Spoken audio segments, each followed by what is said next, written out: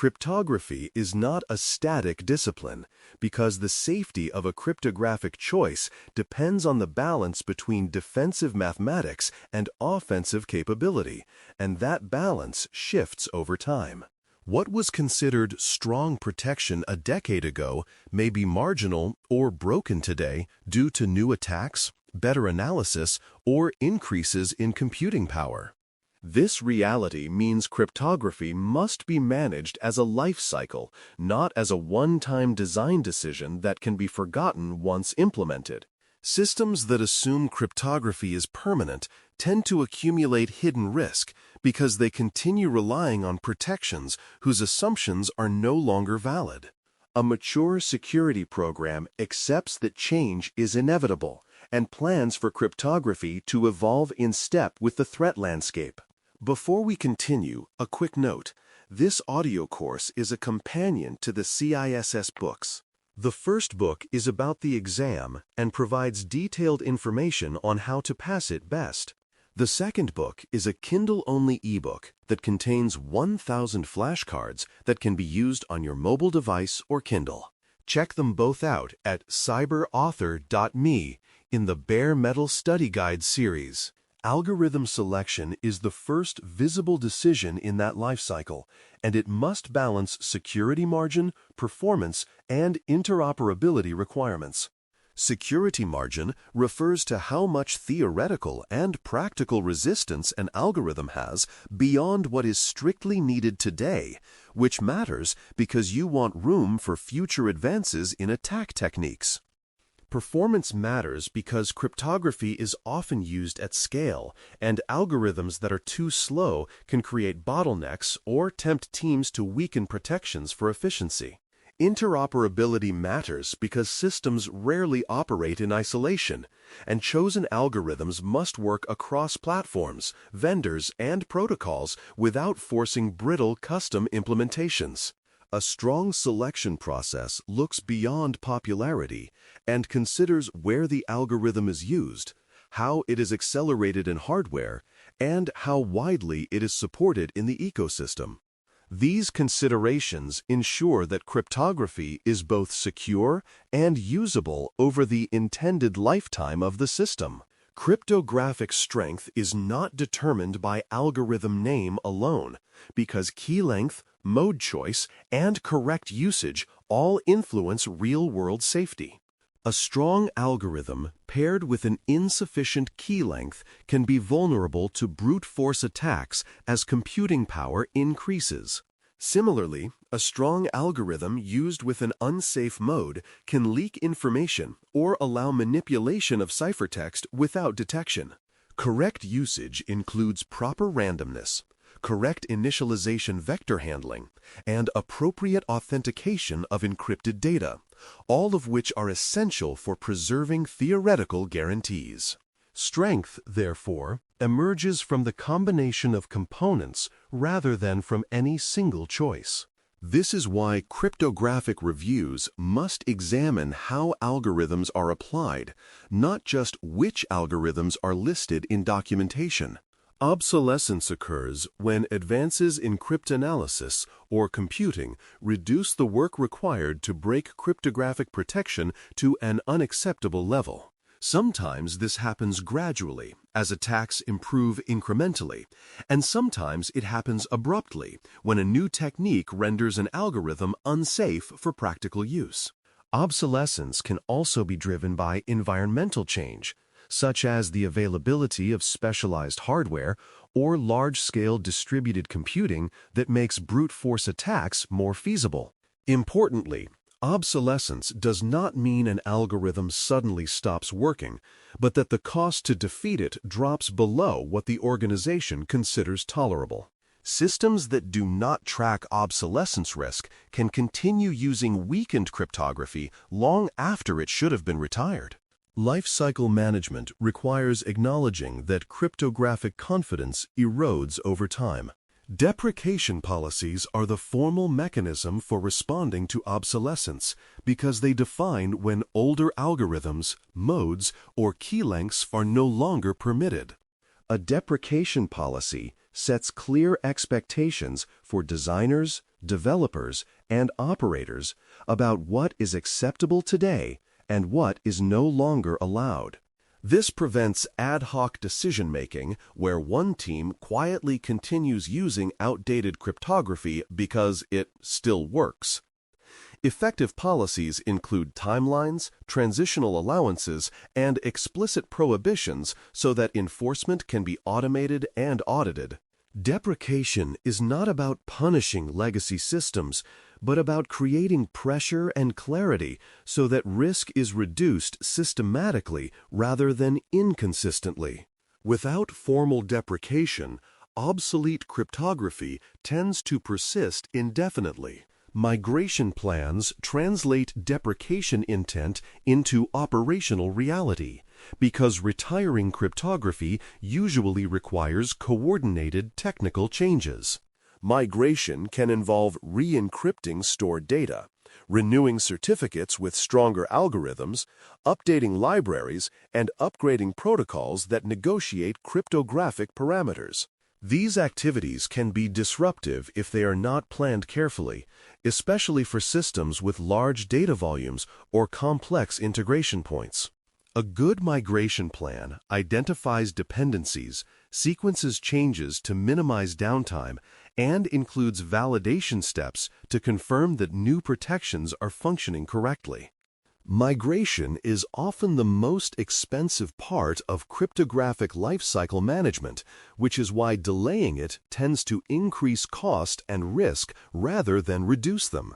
Planning migrations early makes cryptographic change manageable instead of crisis-driven. Key rotation is an operational practice that reduces exposure from long-lived keys and limits the damage of undiscovered compromise. Even when algorithms remain strong, keys can be leaked through operational mistakes, insider misuse, or system compromise, and rotation limits how long an attacker can benefit from that exposure. Rotation also forces systems to exercise key management paths regularly, which helps reveal weaknesses before they matter during an incident. The appropriate rotation interval depends on the sensitivity of the data, the threat model, and operational feasibility, but the absence of rotation is almost always a risk. Key rotation is therefore a core part of lifecycle thinking because it assumes that compromise is possible and designs for containment rather than perfection. Crypto agility is the architectural property that allows algorithms and parameters to be changed without redesigning the entire system. Agility is achieved by avoiding hard-coded algorithm choices, by centralizing cryptographic configuration, and by using abstraction layers that separate cryptographic operations from business logic. Systems without agility tend to freeze cryptographic decisions into code and protocols, making future changes expensive and risky. Agility does not mean constant change, but it means having the option to change when required by new threats or new standards. In environments where cryptography must remain effective for many years, agility is one of the most important design characteristics. It turns cryptographic evolution from a disruptive event into a controlled update. Backward compatibility often creates tension in cryptographic life cycles because supporting older clients or systems can pressure organizations to keep weaker protocols and algorithms enabled.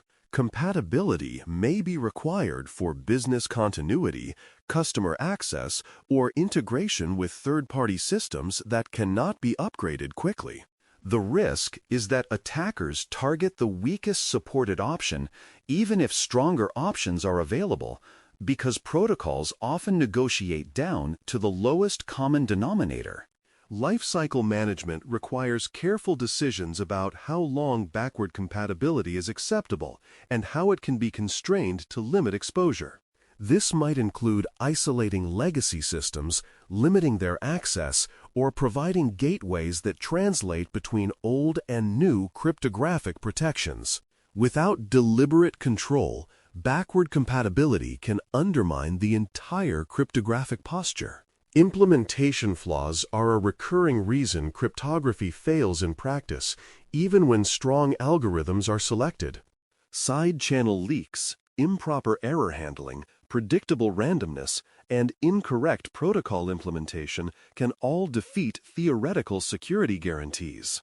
These flaws are often subtle and may not appear during functional testing, which is why secure implementation and review are as important as algorithm choice. Lifecycle thinking includes recognizing that cryptographic safety depends on ongoing maintenance, patching, and validation of implementations.